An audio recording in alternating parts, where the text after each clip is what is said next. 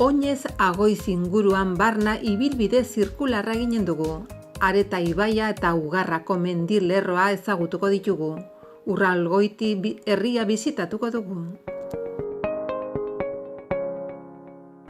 Agoitzeko herrian aurkitzen gara, Zangotzako merindadean dagoen herria. Gaurko ibilaldi eta saioari hemen emango diogu hasiera. Bertan, ibilbide erdi zirkularra egingo dugu, Agoitzeko herritikan, Auzola zubia gurutzatu, Iratiarrekan barna ibili, Elurzuloa bisitatu eta San Romaneko baselizan akituko dugu gaurko ibilaldia. Buelta berriz ere, ibilbide berdinetikan,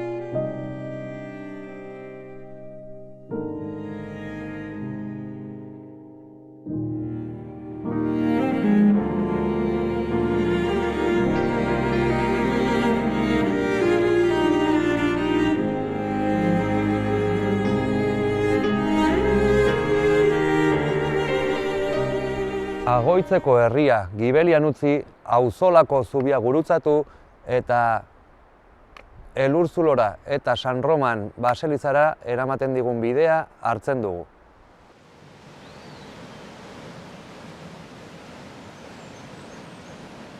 Kaixo, gaurkoan Areta ibaia eta Ugarrako mendilerroko naturari buruz hitz egingo dugu, eta horretarako Urraul eta Erramantzatu aldera etorri gara. Aurre Pirineoetan gaude, eta zonalde honi klima mediterranearra dagokio. Beraz, bi naturgune hauetan dauzkagun habitatak bioeskualde honi lotuta egongo dira. Ugarrako mendilerroak mendi biribildu eta zereala alorrez osatutako paisaia eskaintzen digu. Nafarroako babesgune naturala da, eta Natura 2000 sarean sartuta dago. Babesgune honen mendebaldeko mugak Areta ibaiarekin bat egiten du, eta ibai honen luzera osoa Natura 2000 sarean dago. Biak dira kontserbazio berezirako eremuak.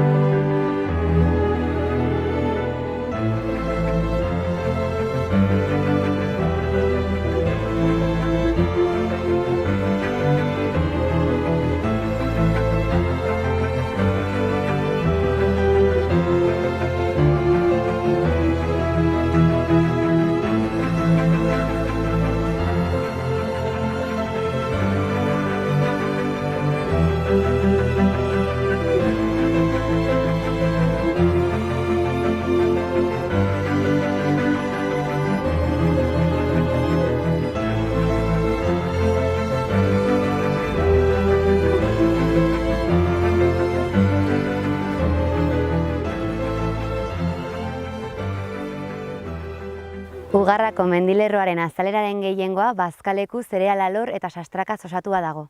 Azkenekoen artean otaberak eta ezkaiak dira nagusi. Inguru ireki hauetan hegazti desberdinak biziko dira. Mirotzuia, miarritza eta pirripioa dira adibide. Zuhaitz azalerak proportzio txikia du inguru honetan, baina aipagarrienak artea, aritzia honduna eta pinu gorria dira. Oso eginkizun garrantzia izango dute, hauen aterpean miru gorriak, arrano txikiak eta zatarruntak bizi direlako.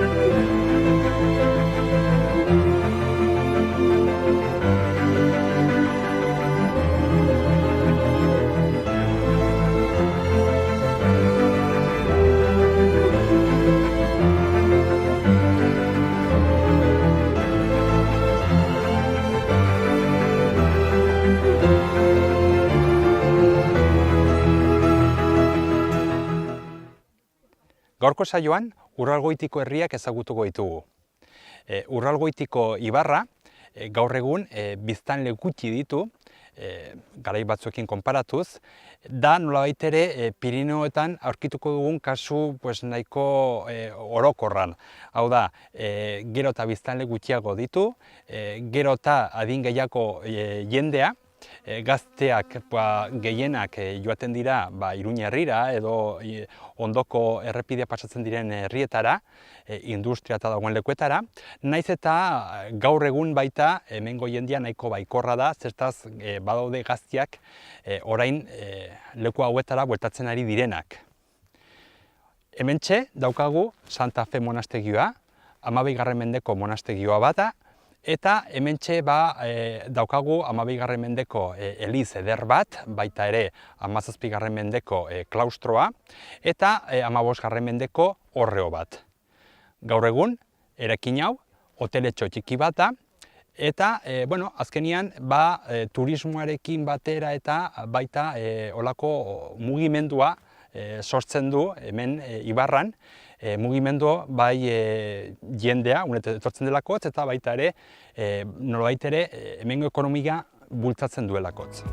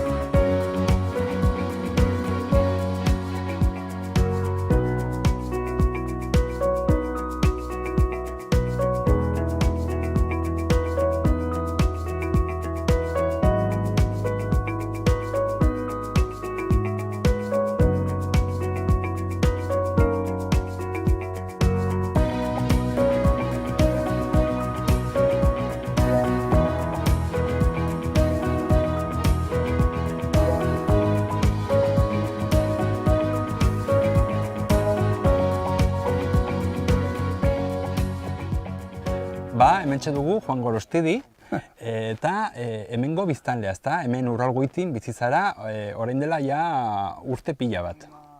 Bai, bueno, gu bizitzez, oain biziatuk Iruñan. Alaban zeok eta aregin etxeak. Baina, atxonak hemen hola intzun etxea zainduin behar zeok. Da hortzuzkeu, asko lorak eta txakurrak eta batza eta da bizentzea torri behar zeok. Da, udara hemen pasatzei jo. Ja, ilua baina hasikoak berrizea ikastolan da, ordu jungoa ju pixka baino. Beti tortzetxuk, asteburu guztietan tortzetxuk nea. Taz, bueno, zu jaio zinen Gipuzkoan, Bai. baina orain dela 52 urte, ja zure aitarekin eta honat etorri zineten zera. Hor tarte bat zeuka, neki 14 urtekin guk gaituk behatzi zen nire gatxian, oain ni bagarri bizena, dana gildan zaila. Da, 14 urtekin, amanetxoan, atzizketatik lehazpira. Da, nahi etxean, linternero. Linternero? Hogeita 8 urte.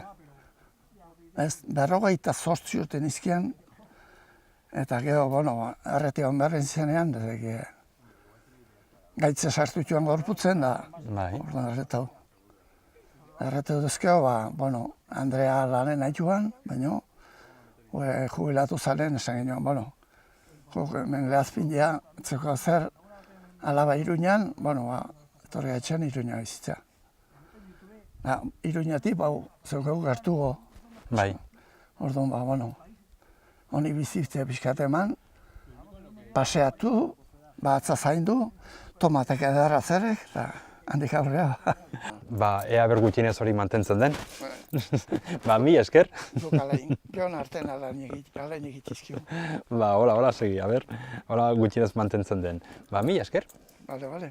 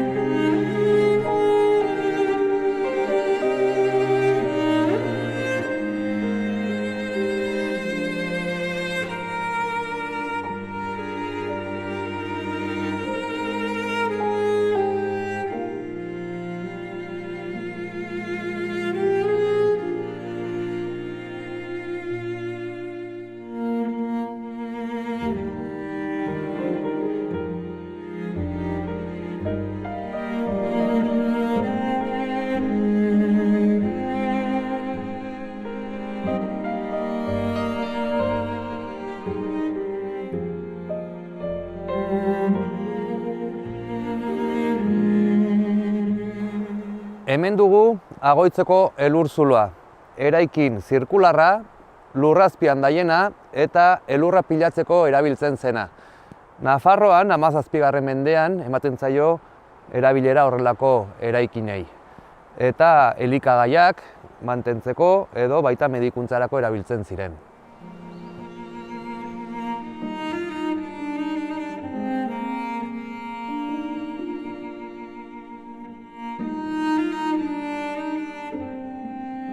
Ezin genuen Areta ibaiari buruz hitz egin Ugarrongo arroia bisitatu gabe. Ibai honen urremaria txikia bada ere, denboraren poderioz inguruko arrokak igatzeko gai izan da, paisai bitxi hau eratuz. Eta duen berezigarritasunaren ondorioz, lekugunen naturala izendatu da babesgune honen barruan. Bizitokia arkaitzetan kabia egiten duten hegaztiekin partekatuko dute, eta baton bat aipatzearen ugatzak, saiarreak eta hontza handiak egongo dira. Pareta hauetan gora eta bera, musker berdeak, suge leunak eta horma sugandilak ibiliko dira.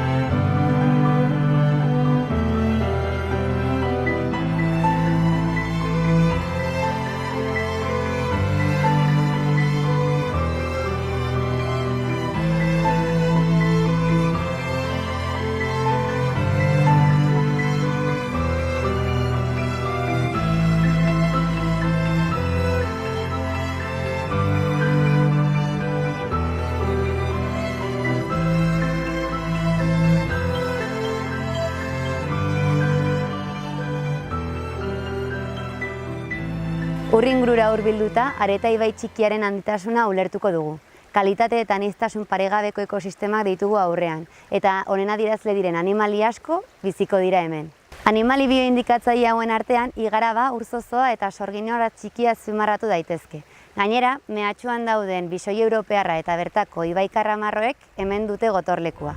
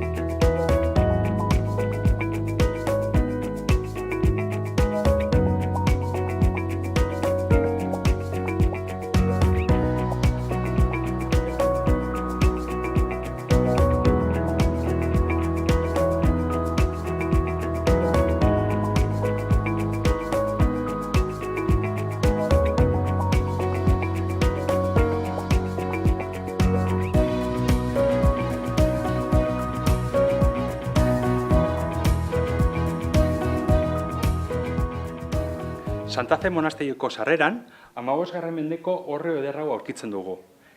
Hemen ikusten dugun eraikinak, berez, orre honek baitu 12 hanka, eta bai olako eraikinak ikusten ditugu adibidez Aezkoan, baita Baldorban ere, baina kasu hontan nahiko berezia da.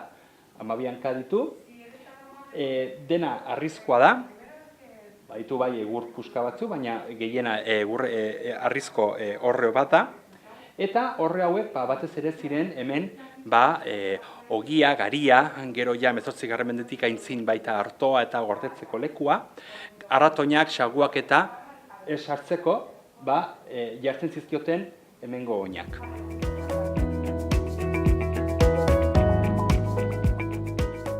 Gaur egun, Santa Fe monastegian hoteletxo txiki bat dago. Hotelak 6 gela ditu eta baita jatetxe bat, non eta prestatzen dute bertako gastronomia.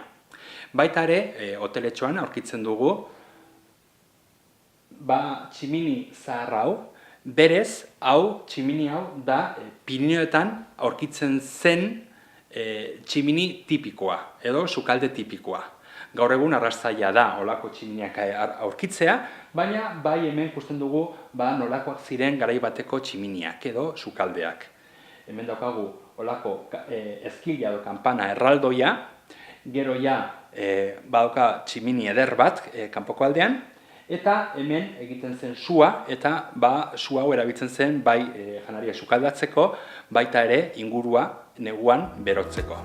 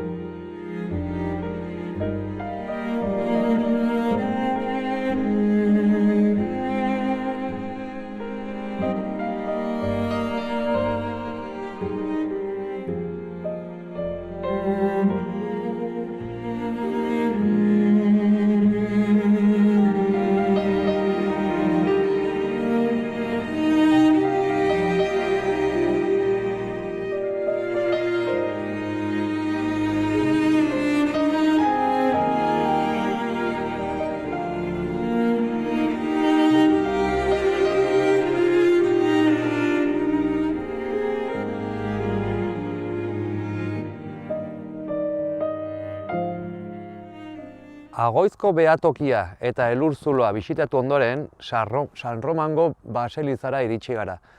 Eraikin sinplea, baina historia aldetik garrantzia handikoa. Badirudi, 1979 urtean, Beamondarrek eta Agramondarrek hementxe bake ituna firmatu zutela, sinatu zutela. Hortarako, beraien ezpatak lurrean sartu zituzten, eta hortik Ahoizko armarrian dauden bi ezpatak.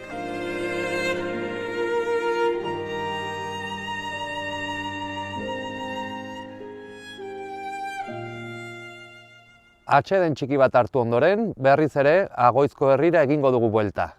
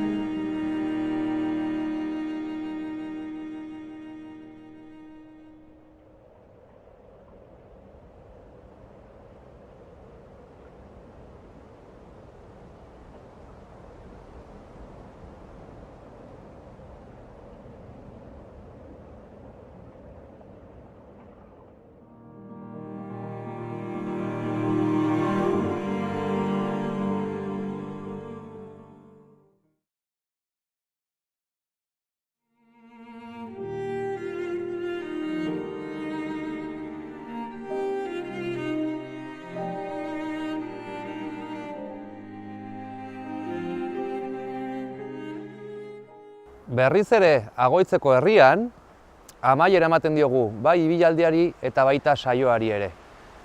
7 kilometro inguruko luzera eta 180 metroko desnibel positiboa duen ibilaldi erraza.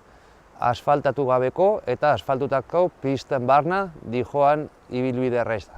Hurrengo saio batean ikusiko gara.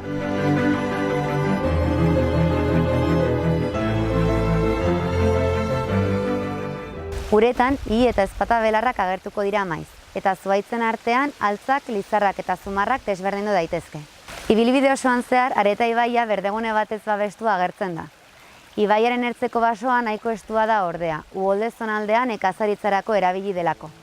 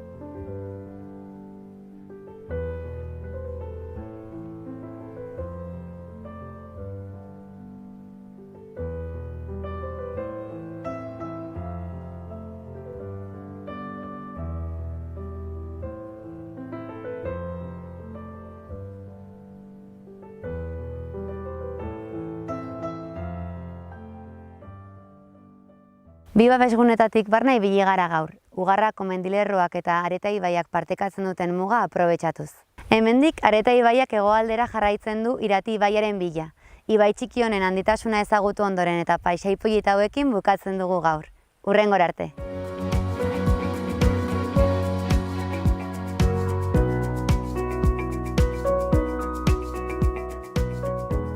Oraintxe bertan, Ezkanizeko herrian gaude, eta Ezkaniz herrian biztanle bakarra bizi da. Tamalez, hau da, Pirinoko hainbat ibarretan aurkitzen dugun errealitatea. Hau da, Uralgoiti garai batean biztanle pila bazituen, Pirinoko nekazal eremuan dago, baina nekazaritzaren gainberarekin gehi gainera gazteak ez dute hemen bizi nahi edo gazteak Iruin herrira edo hemen inguruko herri handitara gaten dira. Gainera baita hemengo biztanleak gero eta adin gehiago daukate. Eta kasu honetan ikusten dugu nola herria ia desagertu da.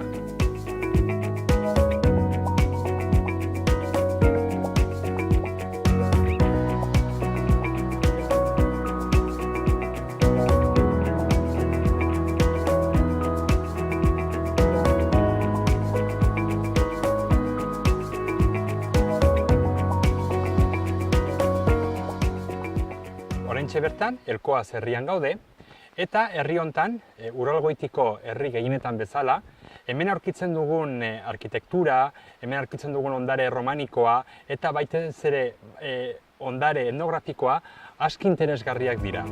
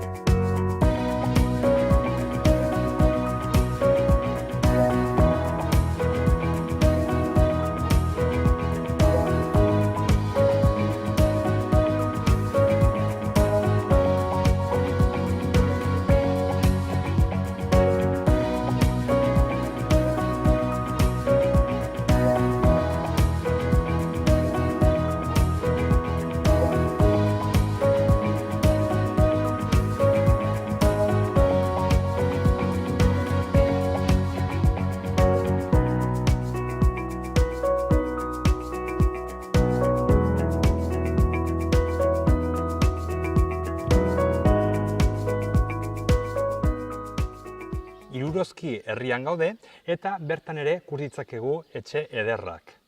Eta hementxe ere bukatzen dugu gaurko saioa. Bertze bat arte.